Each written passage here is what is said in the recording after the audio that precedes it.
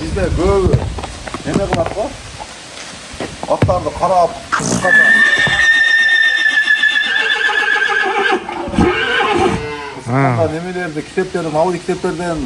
kitaplardan okup, internetlerden qarab otatlar. Жалаңына gülükке тапталганда. Аламан улакка деген эч кандай саяпкер, эч кандай китеп, эч кандай бирөөдө бир конкретно маалымат жок. Аламан улак атты кантип даярдаш керек? Кандай аттар биздин аламан улакка жарайт? Аламан улак деген эми баягы согушка даярданган аттарда да. А байге деген эми байге бул ушул адамдардын ортосунда намысты алыш үчүн бир жерден бир жерге жарыштырган аттар да алар. А булар аламан улак менен байген улактын экөөнүн аттардын экөөнүн дагы экөөнүн тең породасы дагы бөлөк болуш керек. И багуу тартиби дагы, сууту тартиби дагы башка. Экөөнү вообще дал келбейт. Туура. Эгерде бизде кыргыздарда бир сөз бар. Атты кантары кой, анан таң ашырып кой деген. Экөөнүн маанисини бирдей эле колдонот биздикилер. Экөөнүн мааниси эки башка да. Таң ашыр деген, таң ашырганга чейин байлап кой деген, кантары кой деген, ичине каны катырганга чейин байлап кой деген сөздүн маанисин билдирет да. Биздикилер бир маани менен эле колдонот. Ошол сыяктуу аламан улакка дагы аттарды башкача багыш керек, башкача тарбиялаш керек, башкача суутуш керек. Анан кийин кулундугунан башкача кылып тандаш керек аларды. Кичинесинен да. Кичинекейинен. Ошондо биздер аламан улакка бакканда башкача багыш керек. Могу азыр бөчөгүнү бирөөсү айтып туруп, ат суутуш керек дагы, мындай кабыргасындагы майын кетириш керек депчи. Ал кабыргасындагы майыны баягы байгеге чапкандарды кетириш керек. Азыр ошол адамды алаканың чимчип, анан саның чимчип көр десе, алаканың чимчисаң оорубайт. Саның чимчисаң ооруйт. Бунун түгүндө май болбосо ооруйт. Алаканын түгү май, амандын түгү дагы май. Ар бир пайдын уланган жерлери, бүт пайдын уланган жерлеринде май болот. Ошо майды кетирбеш керек экен да? Кетирбеш керек. Ошол май менен кыймылдайт. Чоң аттар эмнеге барып улактын жарымында чарчап калат? Булар организминде май жок. Муну запаздагы, жамбашындагы, ичиндеги курсагындагы майды организм өз убагында денеге кубат кылып жеткизип бере албайт. Эң оңой жеткизгенин себеби ашказандагы. Башың оорубаса таблетканы чат ичсең 15 мүнөттө басылатпы? Ашказанда барган май организм тез жеткизет. Бул запаздагы майды организм bundan иштеп чыгарып, ашказанды апарып, денеге таркатыш өтө кыйын да. Ал ашказанын ичинде даяр май болсо, куюп койсоң, чат жеткизет да.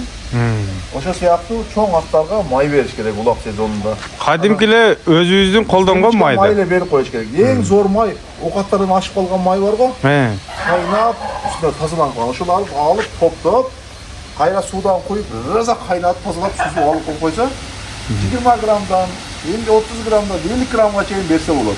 Бул берилет. Мына зор маалыматты айттыңыз да? Тактап алсын. Жүндөрү дагы кырылып турат аттынчы. Баягындай быраңкы аттын ичи ооруп калды, аркы берки деген болсо, Өзбекстан аттарды багып атканда байкайсыңарбы, өрүк как, мейиз, жаңак бир нерселерди кош берип атат. Ооба. Эмнеге берет?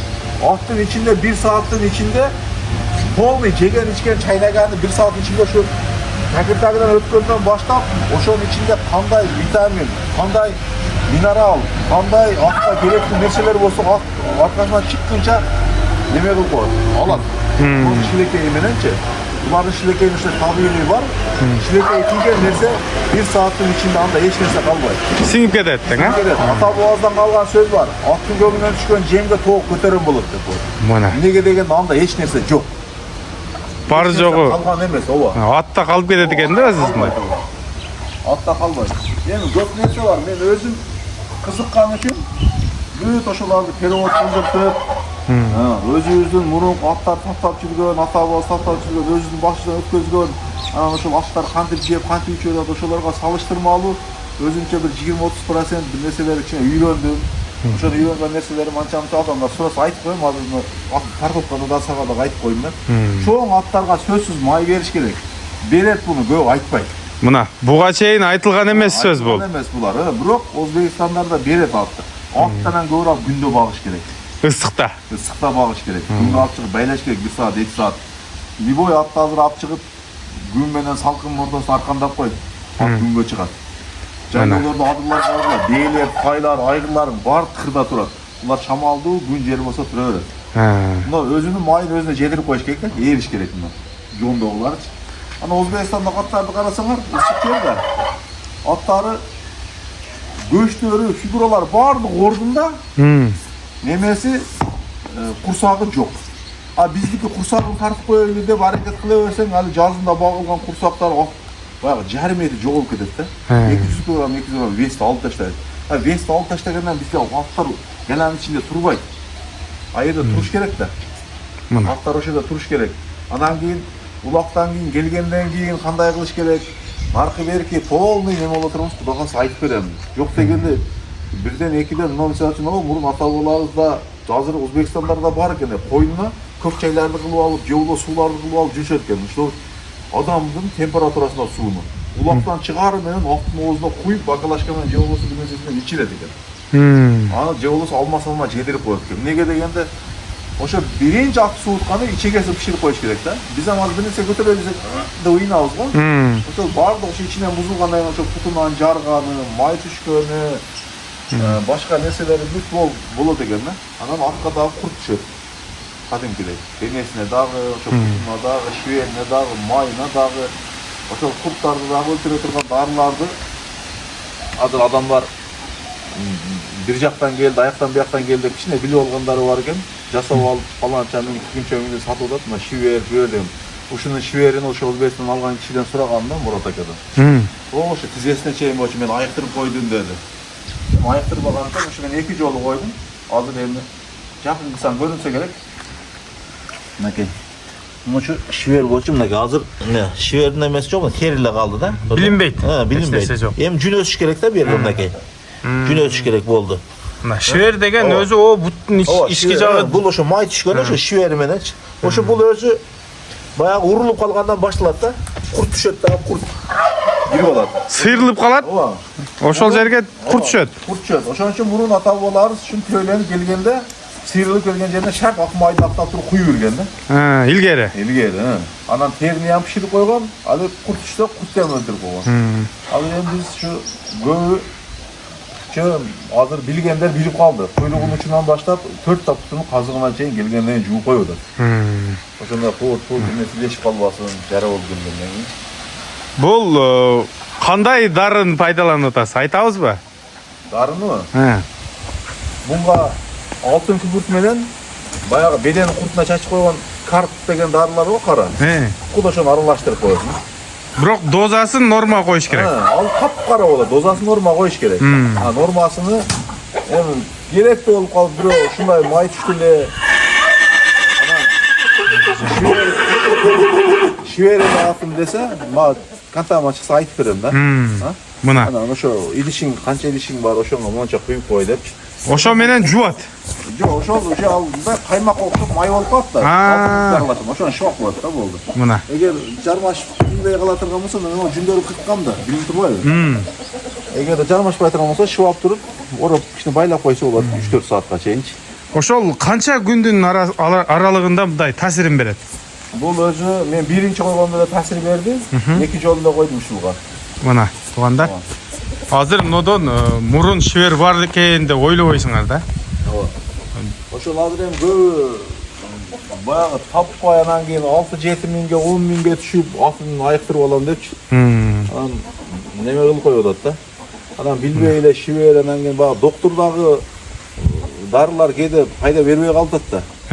Алардын балким дозасы аз болушу мүмкүн. Же болбосо адамдар ошону досконально баягы конструкциясы бар го, кантип колдонуш керек. Ошосуна сыяктуу кылып колдоно албай калып, эми бул биз өзүбүз кылып көргөнбүз. Анан азыр дагы шверде колдонуп жүргөндөр болсо, оштон алабы, жаллап аттан алабы, ушундай дарылар бар. Кара болот түсү. Ал карп дагы Sen bedege bir dары çaçıp görmüşsün mü? Ооба. Oşol kartı suga koyatkan karsan kapkara bolot da. Oşol karttan aralashtirip koygan bolot. Мына. Туғандар. Мусака Алла разы болсын. Бұйырса елге пайдалуу бир аттын сырын айтты. Туғандар атқа не кететini. Биринчи жолу угатам азыр. Кандай дары менен дарылайт конудагы атка май бериш керек. Эмне үчүн бериш керек? Барын айтты азыр. Мусака бул жака дагы буну кыскача эми тааныштырып коюң бул атты. Atты Özbekistan'dan aldım, at kalmaştırıp. Bu alaydan ketken bir aksakалдан atı Sarmat depçi. Ооба. Alan oşol malda bu yerge gelip bizge daha gelip üretə özde meyde Mamat Lacı var mı? At Lacı salıp жүргөн. Bul öte çoğun almalı öte semiz ele. Bırak bu attın karakteri zor at eken da. Algan adamga alıp şu ulaka üretip al, bu ürenöyle kalgan at eken. Bu hazır tokusan hazır donkuydu da. Özünü karabaylı olsun. Anam pıçımdarı uzunluğu, kıskalığı oşa bizim Alaman'a ılayığa üçün. Yani açıkça jeri yok. Bunu şu ozu katlı olgan eken atlıca. Şunun ozlarına bayağında ozduruklarlardı salıp, içine bayağı Özbekistan'dagılar göğünçe atlı algandan keyin tarbiyaga da biröge daha beretken de. Biröğün atını biröğü kanday karaşını men bilbeyim biroqçı. Eger de oşol действительно atка muhabat açkan adam bolsa, жақсы қарашы мүмкін. Анан кейін андай ол болса кеде аттан баягы адамга кеде баш бербей, наркы беркип койсо, көңүл бурбай же болбосо катуураак чаап алып койушу да мүмкүн да. Ошентип мына аттын оздорундагы кесип койгон экен да. Мына иля эмне кылмай отурат да. Муну аттын оозуну мына чыгып турат. Ооба. Ар жактан анан кейін оздуругу бар да, мына оздуруктарды мен салдырдым. Альманасынан барып. Оздуруктун ичине болгарка менен жетирип койгон да, арагын. Аттын эки жакка аралаганда оозуну кесип турган да постоянно. Бул азыр мына мен күндө минем да. Азыр жөнөкөй эле, тегиз эле. Тегиз. Жыргап калыптыр да. Азыр мени дагы талада сүрөт. Бирок мени сүрүп кетсе мен сүйүнөм да. Мени сүрүп, мошу бир жакка каратып сүрүп кетсе сүйүнөм. Неге дегенде биз өзү оозу каттуу ат таппай атабыз го. Аттын оозу каттуу, өзүнүн немесин бербеген ат бизге булакка жарайт да. Анан кейін біз ошол жарат, кадимкидей. Лекин апарып, анан ошо күндө минип кандай кылып тарбияласаң, тарбиялана берет ат жаныбар, көнөт баардык нерсеге. Мана. Бул атта бир адамга неме жок да. Мынчалык бул атты өмүрүндө минбеген адам деле көрүп неме кылат да, кызыгат. Неге дегенде биз адам ата жаралган малда буну атты Алла Тааладан белек кылып берген экен да. Ошон үчүн bari bir musulman emes, boşa bir adamdan farkagan da bardığıç. Bari ошон үчүн, ol üçün ömürün at görmөгөн деле адам деле atка кызыгат да. Bir görse, bir жерде болсо bir кылчайып карайт. Мына. Ушундай маалымат болду. Эми бул мен өзүм билесиң, алып сап, ошо ишке өтүп алгам. Эми 100% десем дагы ошондой макул келет да. Дагы жем чөбү менен сатып алсам быйыл эктим. 30'dan aşağıra tay zakaz verip koyup akçasını veriş gerek, yol biraz төлөп салыш керек, күнү ысып кетелек, өтө ысый элек да. Ошого буну сатууга койдуңуз. Сатууга койдум. Буну өткөндө койгонумда бирөөлөр неме кылды эле. Так.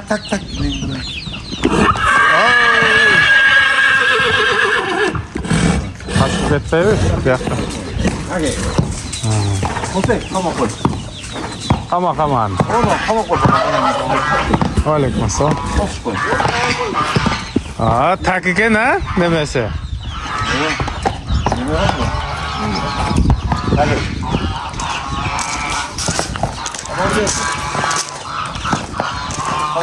Мына туугандар жанагы алайдан кеткен Сармат. Мына дал өзү. Неме үйрө коюп койдум kan. Ошон үчүн неме болуп атчы не? Буну мурун койгон эмеси, астындагы немеси бар да. Акы дең, Акы бар өзүнүн. Канча бей токтотуп алдыңыз ака? Жердеги балдар бейлерди токтотуп бердим мектепте. Бирок ат үйрө кое турган ат экен да. Жаныбар. Мына. Так. Aman geldi. Tokun var mı onu taşıp geçme. Mini koymuyor da bastırıp koydu. Balam. Evet. Bas. Bunda evet teşekkür ederim. Bulacağı dağı. Al lan ek pavat boyunca alsan ha. İçin tengde. Koyalım öldüreceğim tengde tutsam. Yine bir attık kuşa koydun mu? Ver. Oğlunu versen mi bana? Bana.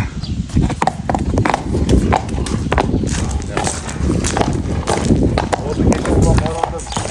Ha.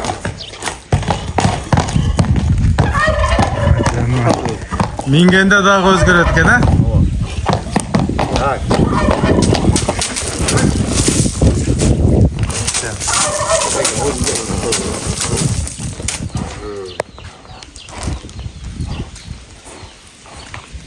Kıtığı vardı mı?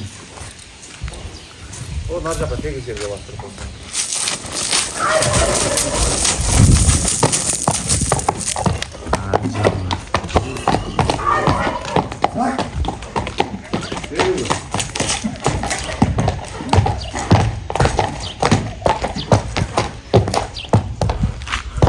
Tuğanlar, like'tan basıp kanalımızga жазылып, ушул видеодон көпчүлүк жакшы маалымат алды окшойт деп ойлойм.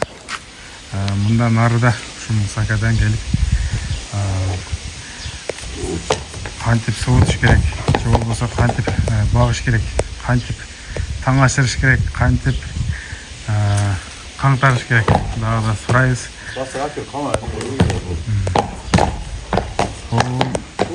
Сармат. Мусака, сарматтын баасыны дагы айтып коюңчу. Baaсын, жабыштырып айтайын, а? $25.000. $25.000. Ала. Убагында 33 дедиңиз ба? Азыр улак жок болуп атат да. Муну өзүм улакка салбаган көрдүм. Муну багуу улактын ортосуна апарып койгондо өзүм билесем канча сом экенин дейчи. 25тен 3өн айтат элем. Bunday аттын өзү 1.82син табышам кыйын да азыр. Көрүп атабыз азыр бир налеги кунандарды алып атат. 1.75. Буну канчага тартып алат дедиңиз? 1.80ге тартып алсын. 1.80. Калганы анда өзбектер айтып коюп атат, Өзбекстан азыр блогерлер. Калганы подарка дейт го. Мана. Аттардын өсүшү боюнча дагы дүйнөнүн статистикада канча жашка чейин өсөт? Ошону дагы айтып коеюн. Ат 2,5 жашка чейин өсөт. Кемде кем калган өсүшү. Ошону билип алсын. Ат кулундугунда, тайлыгында, ошо кунандыгында өсөт. Ошо эти суу алынды. Неге дегенде жашлык тайларыбыз, кулундарыбыз өлүп калганда келип сур жеп атабыз го. Сууга салсаң эч баласы жок. Суу болуп турган малда өсөт. Катыгандан кийин өспөйт. Мына. Андан кийин жонорот, узарат, сөөктөр өсөт. Ат 7 жашка баргандан кийин эң акырында кабыргасы менен бели, анан башы толот. Болду эң акырында. Эң акырында толо турган жери кабырга менен башы. Ошон үчүн туугандар туура айтат, 7 жашта ат болот деп. Өзбектер, Анан атты өстүрөм десе жаштыгында жакшы маани берип караш керек экен, туулгандан баштап багып коюш керек атты, зор кылып. Мына тууган. Өстүрөм десе. Анан кийин погодага карап өсөт. Азот деген болот.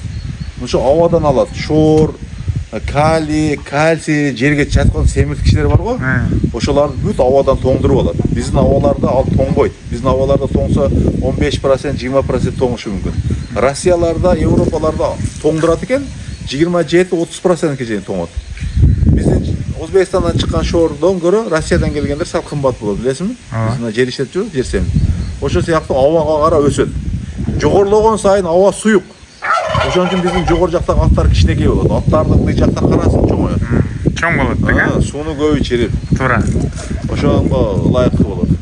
Аны билбей анын аерде болот, бу жерде болот дейбиз.